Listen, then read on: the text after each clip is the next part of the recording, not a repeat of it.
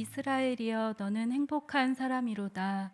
여호와의 구원을 너같이 얻은 백성이 누구냐? 그는 너를 돕는 방패시요 내 영광의 칼이시로다. 사랑의 하나님, 오늘도 자기 중심의 세계에서 살아갈 수밖에 없는 자격 없는 저희를 불러주시고 하나님께 예배드리게 하심을 감사드립니다. 이 시간 저희의 가장 정직한 마음을 들고 주님을 만나는 자리에 나아가기 원합니다.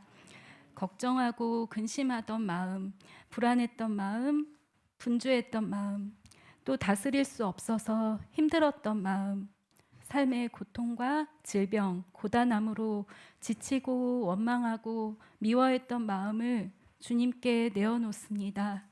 저희를 찬양과 말씀으로 다시 회복시켜 주옵소서. 힘들었던 그 순간에 함께 계셨고 우리를 돕고 계셨던 그 주님을 깨달아 위로를 얻게 하시고 감사를 다시 회복시켜 주옵소서. 저희의 연약함을 긍휼히 여기시고 성령 충만함으로 채워주셔서 지혜와 용기, 사랑을 회복시켜 가시는 주님의 손길을 경험하게 하옵소서. 아버지, 지난 한 주간 저희 공동체에 두 번째 아기인 이규형 조화목 집사님의 아기 미나를 만나게 하심을 감사드립니다. 푸르른 새싹이 물을 빨아들이듯 미나가 건강하게 먹고 자고 사랑을 느끼며 안정감 속에서 자라게 하옵소서. 출산하신 조화목 집사님의 몸이 잘 회복해 하시고 아기를 키워가면서 만나게 될 여러 어려움 속에서 더 하나님을 붙들고 하나님의 사랑을 깨달아 가는 은혜의 시간이 되게 하옵소서. 5월은 가정의 달이자 오늘은 또한 어버이 주일입니다. 아버지께서 허락해 주신 가정이라는 공동체 속에서 부모와 자식으로 만나 서로 닮은 듯 다른 존재들이 모여 가정을 이루고 있습니다. 가정 속에서 부모는 자녀를, 자녀는 부모를 이해하고 섬기고 배려하는 연합의 과정을 배워가게 하옵소서. 세대 간의 대화가 막히지 않게 하시고 부모와 자녀들이 서로의 어려운 마음을 나누며 중보하고 하나님의 말씀으로 힘을 얻는 믿음의 경험을 쌓아가게 하옵소서. 그 가운데 더 단단한 믿음의 가정이 세워지게 하시고 하나님의 사랑을 부모로부터 배워가며 그 힘으로 이웃을 사랑하고 이 세상을 품어가는 믿음이 끊어지지 아니하는 가정 되게 하옵소서. 날이 갈수록 쇠약해져 가시는 우리 부모님들의 건강을 지켜주시고 아버지와의 깊은 만남 속에 인생을 바라보는 마음의 눈이 넉넉해지며 더욱 기쁨과 감사로 채워지게 하여 주옵소서. 말씀을 전하시는 박철아 목사님을 축복하여 주시고 다드림 공동체를 향한 아버지의 마음을 잘 전하는 주님의 입술 되게 하옵소서. 듣는 저희들의 마음을 열어주시고 깨달아 순종의 길로 가게 하옵소서. 안식 중에 계신 김병년 목사님을 축복하여 주시고 지친 영과 마음이 회복되고 아버지와 더 깊이 만나는 충만한 시간 되게 하옵소서. 교사로, 찬양으로, 또 식사로 그 외에 교회 모든 곳에서 섬기고 수고하는 손길들을 기억하시고 주님의 은혜를 충만하게 부어 주시옵소서. 이 예배를 기쁘게 받아주실 줄 믿사오며 예수님의 이름으로 기도드립니다. 아멘. 할렐루야. 확실히 오늘 꽃을 다 사셔서 그런지 화사하게 아멘으로 곽영숙 권사님 너무나 환하게 웃으면서 저를 바라보고 계셔가지고 당황스러울 정도로 환한 미소로 저를 바라보셔가지고 저도 여러분의 꽃에 못지않게 또 우리 가장 아름다운 지연 씨가 두 번째 옷을 마련해 주셔가지고 또 새 옷으로 여러분 앞에 섰습니다. 다음 달 한 번이 남았는데 기대하고 있습니다. 네. 그리고 여러분 오늘 저 2부 찬양 참 여러분들은 이걸 항상 매주 느끼시니까 귀한 줄을 모르실 수 있지만 우리 1부 예배를 드리는 교사 선생님들은 이 시간을 아주 사모하고 있습니다. 예, 저는 처음으로 우리 매직 스테이션 아니고 뭐 뚜루릉 땅땅 하면서 뭐 이런 여러 소리가 같이 나오더라고요. 이 찬양과 함께 드려지는 이 예부 예배에 참 하나님께서 기뻐하시고 또 저희들도 기쁨 가운데 이렇게 예배 드릴 수 있음이 감사합니다.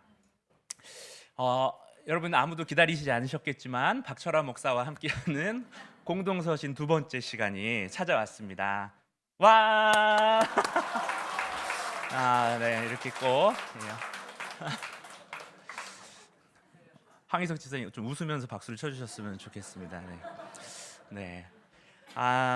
저희가 공동서신을 함께 살펴보고 있죠. 공동서신 야고보서부터 베드로 전후서 또 요한 1, 2, 3서와 유다서까지 예수님의 동생이었던 야고보와 우리 유다 그리고 예수님을 가장 가까이에서 섬겼던 그리고 초대교회를 열심으로 섬겼었던 베드로와 또 요한 이들이 쓴 편지들을 공동서신이라고 합니다.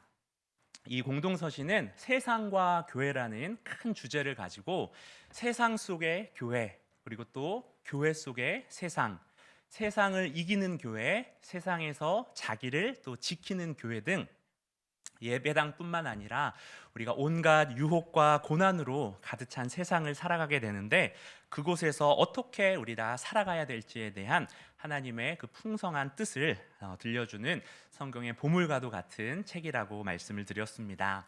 오늘은 두 번째 시간으로 공동서신 중에서 베드로 전서를 통하여서 우리에게 들려주시는 하나님 음성을 듣고자 합니다.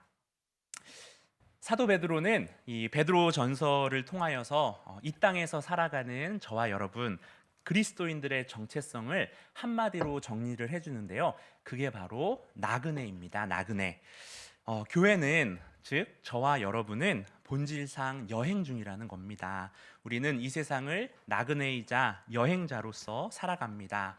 이곳은 우리가 지나치는 곳이고 우리가 최종적으로 이 여행이 마치고 나그네 삶이 끝난 다음에 도착해야 될 본향이 있다라는 것이죠. 여러분 우리 모두가 대한민국에서 태어나 살아갑니다. 하지만 이곳이 영원히 살 것으로 생각하면서 사는 것이 아니라 잠시 머물다가 떠나는 우리나라에 여행 온 외국인의 자세가 필요하다는 건데요. 그 외국은 바로 하나님 나라겠죠. 1장 1절을 보면은 베드로가 본도와 갑바도기아 또 갈라디아, 아시아와 비두니아에 있는 흩어진 나그네된 교회 성도들에게 이 편지를 씁니다. 거기에 더해서 우리 2000년 후 우리 대한민국에서 살아가고 있는 우리에게도 이 편지가 도착을 했습니다. 우리가 살아가는 곳은 이곳이지만 마음가짐만큼은 하늘나라, 하나님 나라의 그 시민으로서 살라라고 베드로는 말합니다. 우리가 죽어서 가는 그 천국을 넘어서 여기서부터 그 하나님 나라를 준비하고 만들어 갈 것을 권면합니다. 날마다 이 광야 같은 세상에서 살아가는 우리가 어떻게 이 나그네의 정체성을 가지고 하나님 나라 시민으로서 살아갈 수 있는지 우리가 나아갈 길에 대하여서 오늘 본문을 통해서 우리가 함께 같이 배워보고자 합니다. 우리 2장 1절 말씀을 한번 볼까요? 1절 말씀을 보면은 참 무시무시한 단어들이 많이 등장을 합니다. 우리 1절 같이 읽어보겠습니다. 그러므로 모든 악독과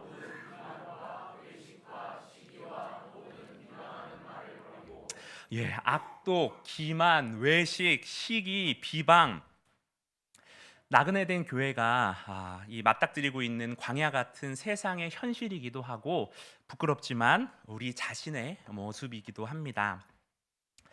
박대영 목사님이 쓰신 묵상의 여정에 보면은 이런 글귀가 있습니다. 우리가 사는 세상은 혼돈과 무질서를 특징으로 하는 광야다. 또 몸을 가진 우리 인간 자체가 광야다. 그래서 신앙 여정은 광야와 광야의 만남이다. 이렇게 표현하고 있더라고요. 죄인인 우리가 하나님의 은혜로 구원을 얻습니다. 그런데 죄인이 믿는다고 예수님을 믿는다고 당장 그 예전의 모습에서 180도 바뀐 사람이 되지는 않죠. 드라마틱하게 나의 모든 나쁜 성정과 나쁜 습관들, 죄된 모습들이 예수님을 믿는 순간 또 아니면 세례를 그 받는 순간 완전히 버리게 되고 예수님을 똑 닮은 사람이 됐으면 좋겠지만 우리의 삶을 돌아보면 아시겠지만 우리는 그렇게 살지 못합니다. 하나님의 사랑과 예수님의 은혜로서 죄인인 우리가 하나님의 자녀로서 새롭게 태어났지만 아직은 명목상의 자녀이고 실질적으로는 하나님 나라 백성의 첫걸음을 띈 갓난 아이와 같습니다. 오늘 2절 표현을 보면은 갓난 아기들 같이라고 표현이 되어 있잖아요. 우리 어린아이가 엄마 품에 안겨서 젖을 먹고 자라가야 하듯이 우리는 선불로 성도라고 불리게 되는 거죠. 거룩한 성도라고 먼저 불리게 되지만 그 이름에 걸맞게 날마다 자라가야 한다라는 것입니다. 하나님의 온전하심처럼 우리도 아버지 하나님의 온전하심을 닮아서 그리스도의 장성한 분량을 향하여서 계속하여서 날마다 성장하고 성숙해 가는 것이 우리에게 필요합니다. 우리 1절과 2절 말씀이 지금 띄어져 있는데 1절 말씀 읽고 나면은 저렇게 해서 이 모든 말을 버리고 해서 저는 2절이 그렇다면은 그 반대로 이제는 모든 선함과 진실과 사랑으로 서로를 세워주는 말을 하라 이렇게 하면은 적절할 것 같은데 조금은 뜬금없이 대신 심플하게 순전하고 신령한 젖을 사모하라라고 베드로는 우리에게 권면합니다. 그것도 갓난 아기들처럼 말이죠. 전 대표기도 오늘 들으면서 오늘 우리 박선미 집사님이자 박종서 목사님의 아내 되시는 사모님이 저희 교회 오셔서 처음 대표기도를 하셨는데 아까 예배 전에 잠깐 만나서 이야기를 나누니까 태어나서 처음으로 이 공예배 때 대표 기도를 해보신다고 그러더라고요. 그래서 근데 그 기도에 우리 이번에 태어난 아이에 대한 기도가 들어있어서 마음이 너무 따뜻해졌는데 요 몇 주간 2주 사이에 그 아주 기쁜 소식들이 단톡방을 들썩이게 했습니다. 2주 전에는 이민주 박인엽 가정에 이한이가 태어났고 이번 주 목요일에는 우리 조화목 이규영 가정에 민하가 태어났죠. 우리 특히 이규영 조화목 가정은 이 할머니와 외할머니가 여기 같이 앉아 계셔가지고 예. 거기다 특히 우리 아마 손미경 권사님은 처음 손주이신 것 같아요. 아직 떡이 도착 안 했더라고요, 권사님. 예, 기억해 주시고, 예, 그렇다고요. 네, 아주 기쁜 일이 아닐 수 없습니다. 기쁜 일이 아닐 수 없어요. 거기다 더해서 이제 2주도 안 남았는 것 같아요. 우리 박수경 집사님의 6째가 우리 축하와 기쁨을 같이 누리기 위해서 지금 만삭의 몸으로 기다리고 있습니다. 여러분 이 갓난 아기들이 지금 태어나서 너무 기쁜데 젖을 물려보신 부모님들은 어머님들은 잘 아실 거예요. 우리 핏덩이 같은 생후 며칠 안 된 갓난 아기들도 이 아무것도 모르는 아기들도 살려고 정말 죽을 둥 살 둥 엄마 젖을 엄청 심차게 빱니다. 그것처럼 베드로는 성도들 역시 마찬가지로 순전하고 신령한 젖을 사모하며 먹으라고 말하고 있는데요. 여러분 이 순전하다라는 것은 아무것도 섞이지 않은 깨끗하다는 것이겠죠. 또 신령한이란 말은 좀 어렵죠. 우리 원어를 살펴보면은 합당한이라고도 번역을 할 수 있겠더라고요. 순전하고 합당한, 이 합당한 것은 다른 것이 아니라 우리가 지음받은 그 본성에 합당한 것입니다. 이 순전하고 합당한 점만이 우리를 구원에 이르도록 합니다. 여러분 우리 성도 각 개인이나 이 교회 공동체가 건강하고 또 올바르게 자라가기 위해서는 영양분이 가득한 성장에 필요한 요소들이 가득 담긴 좋은 음식을 먹어야겠죠. 음식에 독소가 들어있다라면은 우리의 성장을 방해하고 입만 즐겁게 하고 아무런 영양분이 없어서 먹으나 마나한 음식들도 많이 있는 게 사실입니다. 그래서 교회 자체는 몇십 년의 역사를 자랑하고 또 그 성도는 교회 생활을 아주 오래 했다고 하지만 하나도 자라지 않고 제자리 걸음만 하고 또 외형은 엄청나게 성장했다고 하지만 살펴보면은 알맹이가 없는 비만에 걸려 있는 교회와 또 성도들이 있습니다. 그것은 바로 이 순전하고 합당한 젖이 아닌 것을 먹고 있거나 아니면 입만 즐겁게 하는 음식만 먹었기 때문이겠죠. 여러분 풍선의 바람을 우리가 후후 불어놓으면은 이렇게 점점 외형은 커지지만 결국에는 빵 터져 버립니다. 그렇지 않도록 우리는 이 겉과 속이 다 알차게 자라서 신령하고 합당한 젖을 먹어서 하나님이 보시기에도 합당한 자가 되어야 합니다. 여러분, 우리를 그렇게 자라가게 하는 이 순전하고 합당한 젖이 무엇이냐? 베드로전서 1장부터 계속해서 반복해서 나오는 바로 하나님의 말씀입니다. 베드로전서 1장 25절 같이 읽어볼까요? 시작. 오직 주의 말씀은 세세토록 있도다 하였으니 너희에게 전한 복음이 곧 이 말씀이니라. 아멘. 여러분, 그 젖, 신령하고 합당한 그 젖을 먹고 성장하여서 말씀의 사람이 된다라면은 이 광야와 같은 내 자신 역시도 변화가 되어서 30배, 60배, 100배의 결실을 맺는 옥토로 변해갈 수가 있고, 또 말씀의 사람으로서 광야 같은 이 세상의 악덕들을, 우리 1절에 나온 그런 죄의 목록들을 우리는 벗어 던질 수 있게 됩니다. 우리 아이가 자라면은 그 이전에 입던 옷들을 못 입게 되죠. 성장을 쭉쭉 했으니까요. 우리 박인여 집사님 계신데 이한이가 태어나기 전까지 다드림의 막내를 1년간 유지하고 있었던 그 최혜진 이동진 가정의 혜이가 이제 막내를 탈출하고 이제 어엿한 언니와 누나로서 살아가게 되는데, 들어보니까 이 혜이가 입었던 옷들하고 물품들을 벌써 우리 아이들 동생들한테 나눠주고 있다고 하더라고요. 얼마나 귀여워요. 벌써 그게 작아져가지고 혜이가 작아져가지고 이제 동생들한테 나눠주고 있습니다. 이 안 맞는 옷을 입고 있는 걸 보면은 우스울 뿐입니다. 제 아들 도우도 저를 닮아서 그런지 엄청나게 쑥쑥 크고 있어요. 그래서 옷을 얼마나 빨리 바꿔 입는지 그 옷값을 위해서 따로 알바를 해야 되나 심각하게 고민을 할 정도입니다. 제 3학년 때, 지금 3학년인데 제 3학년 때 그 키와 몸무게를 벌써 능가를 했거든요. 그래서 그 작년에 입었던 반팔들을 이번에 꺼내가지고 몇 번 입어봤는데 얼마나 그게 우스운지 제가 몰래 나중에 놀리려고 이렇게 사진을 찍어두고 있습니다. 이렇듯 안 맞는 옷을 입으면은 굉장히 우습습니다. 여러분, 우리가 순전하고 합당한 젖을 먹고 그 말씀을 먹고 성장하게 된다라면은 우리 몸에 맞지 않는, 어울리지 않는 1절에 나오는 그런 악덕들을 우리는 걸칠 수가 없습니다. 몸에 맞지가 않으니까요.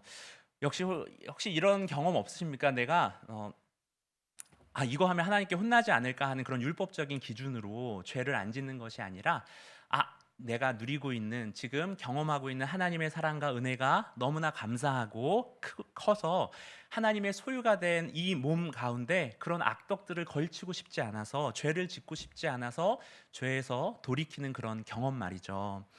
여러분, 성도를 성도답게, 또 교회를 교회답게 하는 것은 오직 말씀입니다.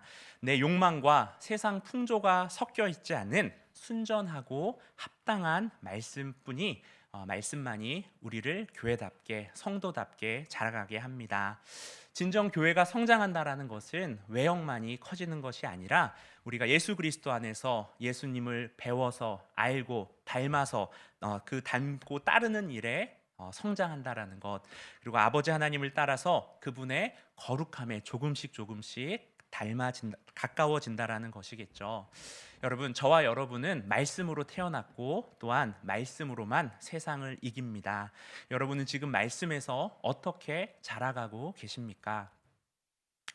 우리 다드림에는 말씀 나눔팀, 또 90일 통독팀, 우체통, 또 영어 성경 암송팀, 또 1대1, 그리고 코람 다바르까지 말씀 안에서 자라가고자 몸부림치는 여러 귀한 모임들이 많이 있습니다.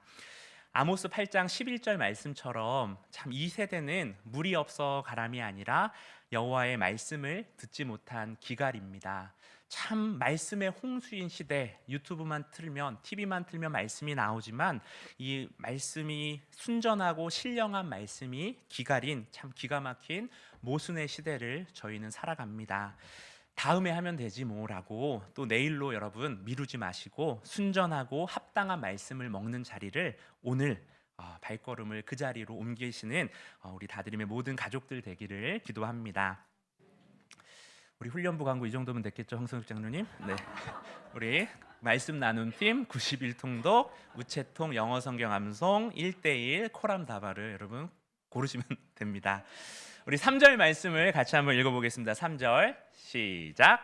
너희가 주의 인자하심을 맛보았으면 그리하라. 아멘. 너희가 주의 인자하심을 맛보았으면 그리하라. 여러분, 구원은 멈춰 있는 것이 아니라 이동입니다. 우리 나그네로서의 여행이기도 하고요.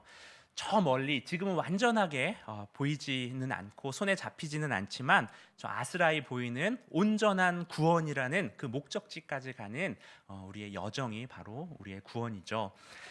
그 길이 순탄하지만은 않습니다. 웅덩이가 도처에 널려 있고 가시밭도 있고 맹수 같은 고난과 우리를 찢어 삼키려고 하는 아픔들이 곳곳에서 우리를 기다립니다.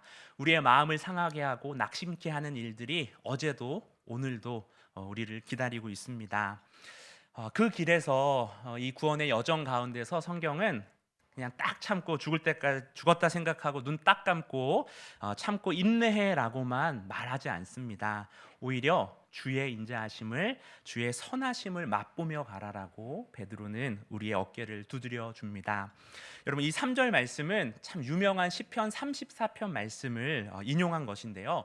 우리 시편에 보면은 제목이 달려 있는 것들 있잖아요. 우리 34편의 표제가 바로 이것인데요. 바로 다윗이 아비멜렉 앞에서 미친 채 하다가 쫓겨나서 지은 시입니다.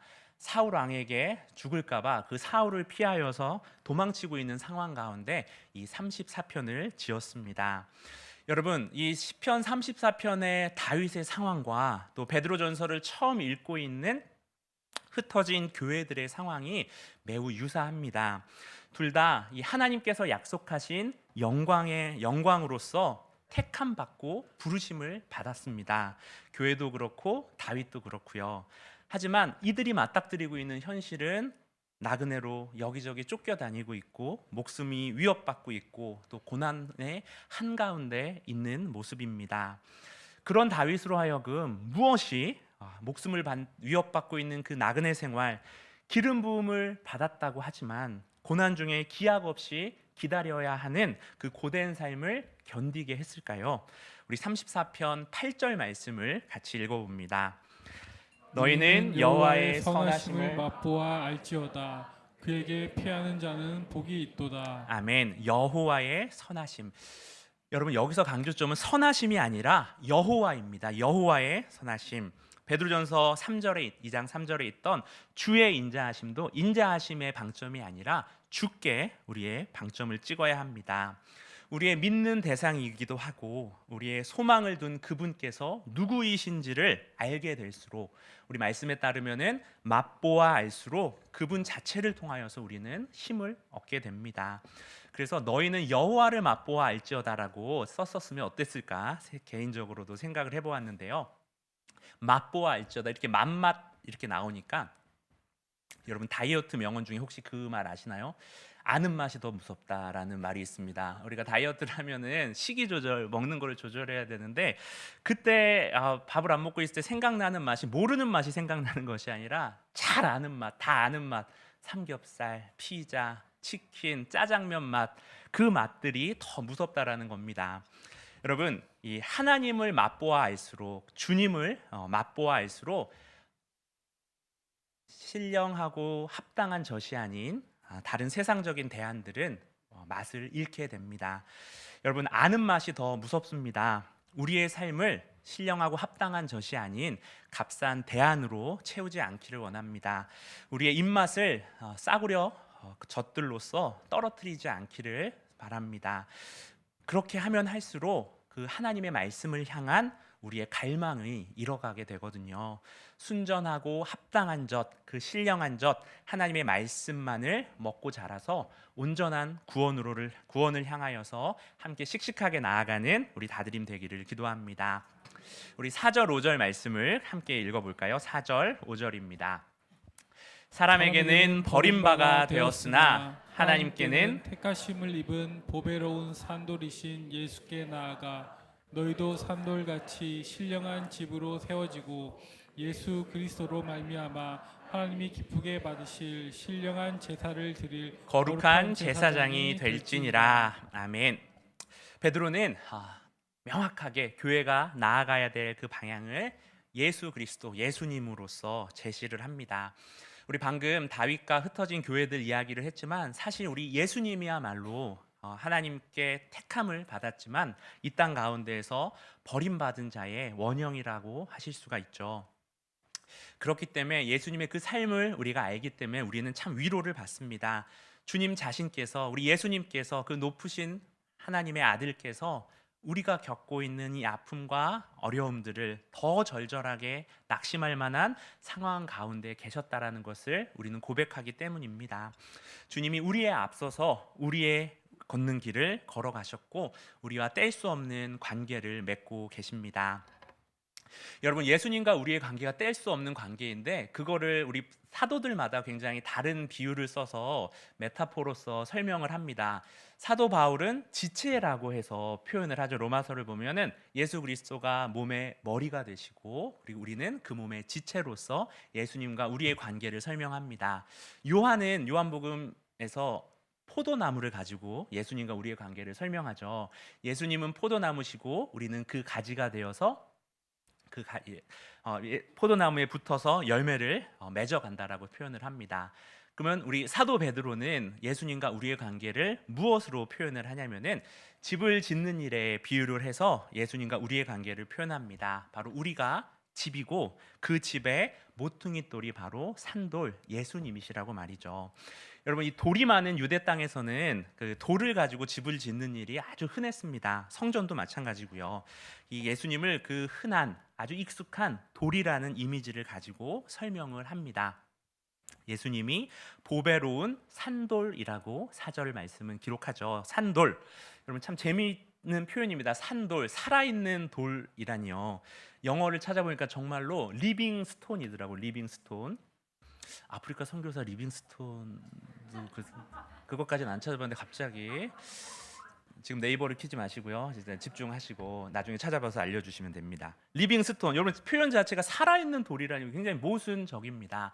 근데 예수님이 선포하셨죠. 돌로 화려하게 지어진 예루살렘 성전을 바라보면서 그 성전을 무너뜨리고 사흘 만에 다시 세울 것을 예언하시고 정말 자신의 몸을 종말의 새로운 성전으로 나타내 주셨습니다.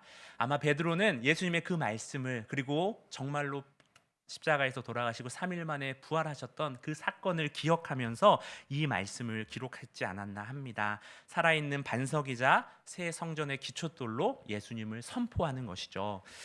사람들이 예수님을 무시하고 십자가에 매달아 죽였지만 예수님은 나는 부활이요 생명이라는 말씀 그대로 살아나셨고 그를 믿는 자 그리고 그에게 나와서 그와 연합하는 자들에게 부활의 생명을 주십니다.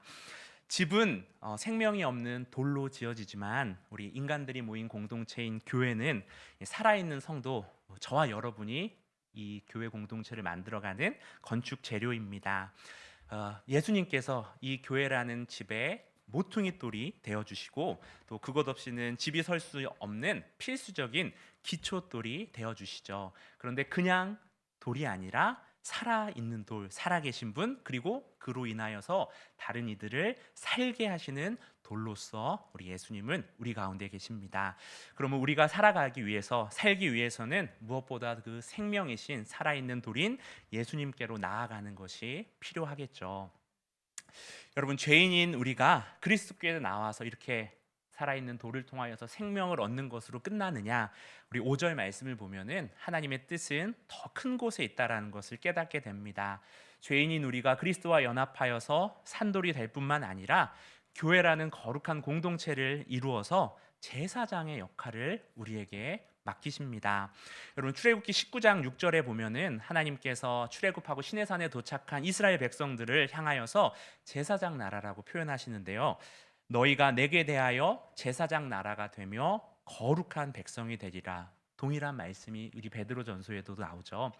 여러분, 이제는 하나님의 새로운 언약 백성으로서의 교회가 이 세상 앞에 제사장 역할을 감당해야 된다는 것이죠.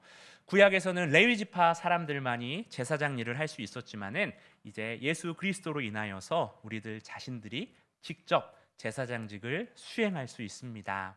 여러분, 교회의 본분은 다른 것이 아닌 세상을 위한 제사장입니다.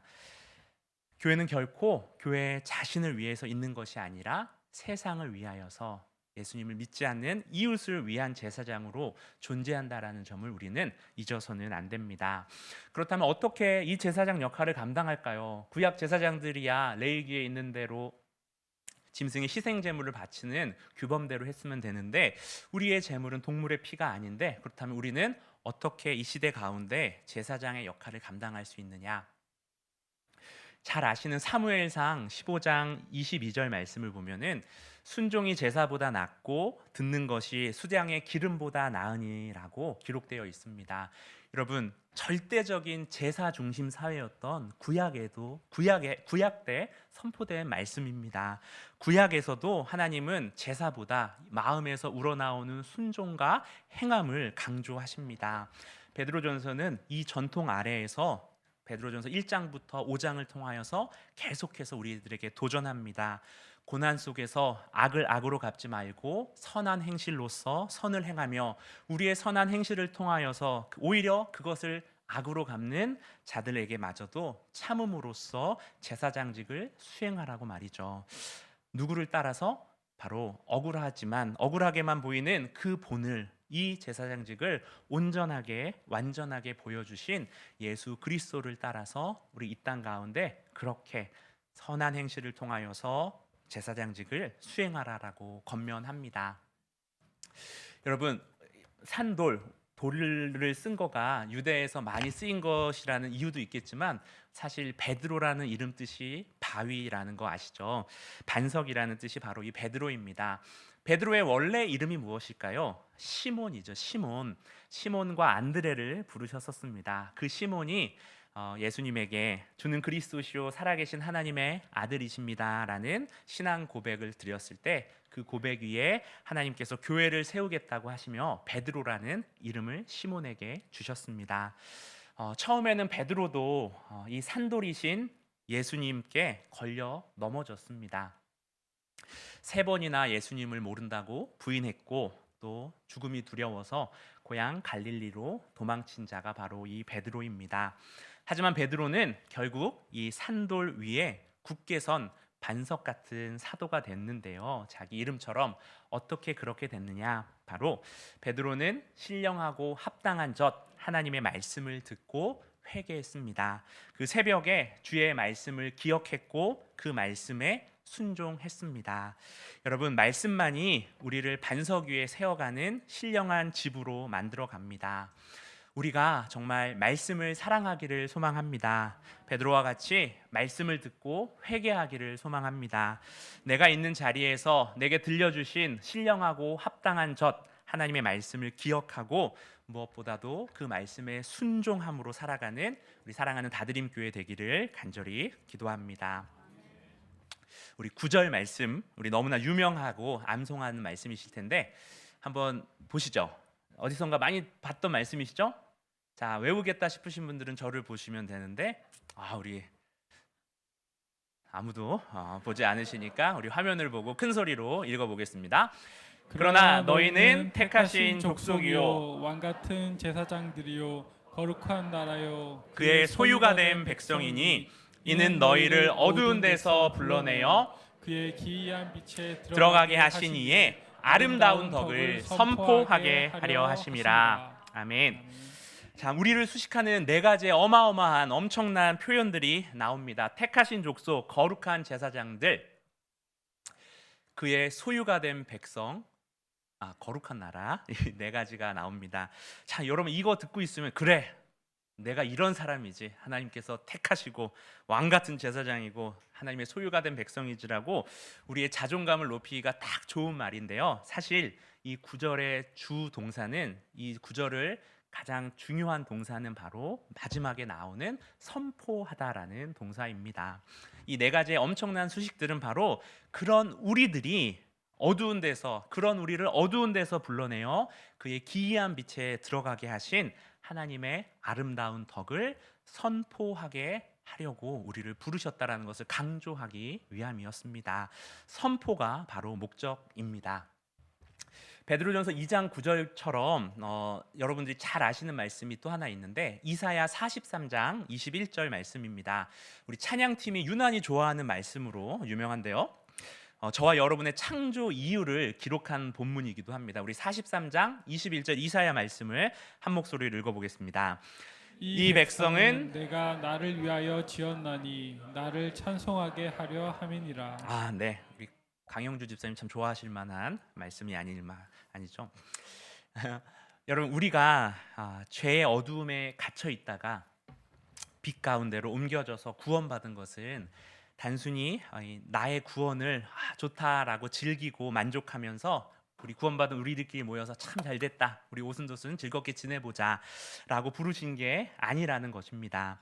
우리는 특별한 목적을 위하여서 구원받았다라고요. 아까도 제사장 역할을 위하여서 부르셨다고 그러셨잖아요. 죄의 어두움과 우리를 둘러싸고 있었던 그 어둠의 악한 세력들로부터 건져내어서 영원한 생명과 풍성한 삶을 허락하시는 그분을 영화롭게 하고 또 찬양하기 위하여서 저와 여러분은 구원받았습니다. 그리고 그것을 아직 모르고 있는 이 세상을 향하여서 힘차게 또 지혜롭게 선포하도록 부름을 받았습니다. 교회는, 저와 여러분은 다른 이들보다 먼저 그분의 아름다운 덕을 맛본 자들입니다. 10절 말씀과 같이 긍휼을 이미 얻은 자이고요. 하나님께 받아들여진 자이고 여러분들 한 분 한 분은 하나님의 존귀한 존재들이십니다. 그렇기에 우리에게는 세상 앞에서 내가 먼저 받고 경험한 그 하나님의 아름다운 덕을 선포할 의무와 사명이 있는 것입니다. 우리의 삶의 모습들을 통하여서 또 우리 대화하는 우리의 입술을 통하여서 또한 무엇보다도 다른 이를 섬기는 그 시간과 우리의 지갑을 통하여서 세상 속에서 또 이웃을 향하여서 그 덕을 드러내면서 살아가는 저와 여러분으로 부르셨다라는 것을 우리가 기억하기를 원합니다. 말씀을 정리합니다. 코로나 바이러스가 휩쓸고 간 세상은 그전 세상이 가물가물할 정도로 참 많은 것을 바꾸어 놨습니다. 우리 교회에 대한 생각까지도 포함해서 말이죠. 거기에 더하여서 이 스마트폰이 참 우리의 일상을 엄청나게 바꿔놨는데 그것과는 비교할 수 없을 정도의 변화를 가져올 것이라고 미래학자들이 이야기하는 AI와 또 인공지능의 시대가 어느새 우리 앞에 훌쩍 다가와 버렸습니다. 모든 것이 빠르게 변화가고 참 안정감을 찾을 수 없는 이 시대 가운데 거기에 이제 우리 다드림교회가 20주년을 향하여서 나아가고 있는 다드림교회와 우리의 삶의 그 닻을 우리가 어디에 내려야 할까요? 오늘 찬양 마지막이 거친 바다 위를 외로운 배처럼 항해한다라고 표현을 했는데 우리 다드림호 그리고 또 우리 인생 각자의 이 인생의 배를 우리가 어디에 닻을 내려야 하는자 바로 산돌이신 우리 예수님께 다드림에 그리고 우리 각자의 닻을 내려야 합니다. 여러분, 산돌, 리빙스톤, 살아있는 돌, 여러분, 살아있다라는 것에는 생명력이라는 것이 있는 것이죠. 생동감으로 펄떡펄떡 뛰는 역동성이 그 안에 있습니다. 그리고 돌은 우리에게 안정감을 줍니다. 비바람에도 변치 않고 꾸준하게 그 자리를 지키는 안정감이 바위에 있습니다. 살아있는 돌, 참 어울리지 않는 두 조합이 만났습니다. 생명력과 안정감. 여러분, 생명력과 안정감을 동시에 주시는 분, 바로 우리 예수님이, 우리 다드림이, 또 우리 각자가 나아가야 될 길입니다. 불안과 두려움이 팽배한 이 시대 가운데 진정한 안전을 산돌이신 우리 예수님께 있음을 우리가 고백하고, 또한 여러분, 교회가 안전만을 추구하는 곳이 아니죠. 새 생명의 기운이 폭발하는 생동감 넘치는 곳이 또한 교회입니다. 예수님께서 걸어가신 십자가의 길, 또 우리가 매일 성경으로 만나는 사도행전에서 보고 있는 초대교회의 길은 결코 안전함만을 추구하는 길이 아니었습니다. 위험했지만 죄인들이 예수님을 통하여서 하나님의 기이한 빛으로 들어오는 생명력 넘치는 일들이 매일매일 일어나는 길이 바로 사도행전과 예수님의 십자가의 길을 통해 우리는 만나게 됩니다. 20주년이라는 큰 분기점을 앞두고 여러 생각이 많습니다. 그리고 무엇 하나 안정적이지 않는 우리의 삶의 모습을 보면서도 우리는 날마다 걱정합니다. 하지만 우리가 산돌이신 예수님께 생명력과 함께 안정감을 모두 허락하시는 우리 예수님만을 바라보면서 나아간다라면은 다드림이 우리가 나아갈 바른 길을 보여주실 것이라고 믿습니다. 그리고 쉽지 않은 삶의 무게로서 이 안정감과 생명력이라는 모순적인 갈구를 모두에게 가지고 있는 우리 모두에게 산돌 예수님께서 길이 되어 주실 줄로 믿습니다. 사랑하는 성도 여러분, 우리의 매일이 보배로운 산돌 우리 예수님께 나아가기를 원합니다. 나아가기만 한다라면은 우리 반석이신 예수님께서 우리의 집에 모퉁이 돌이 되어 주셔서 우리가 그 위에 든든하게 세워져 자라가게 하신다라고 약속하고 계시거든요. 그 약속 위에서 생명력을 뿜뿜 뿜어내시고 그리고 세상이 줄 수 없는 안정감을 우리 주변 사람들 가운데 베풀어 주실 수 있는 우리 다드림의 거룩한 제사장 직분을 감당하시는 멋진 가족들 되시기를 주의 이름으로 축원합니다.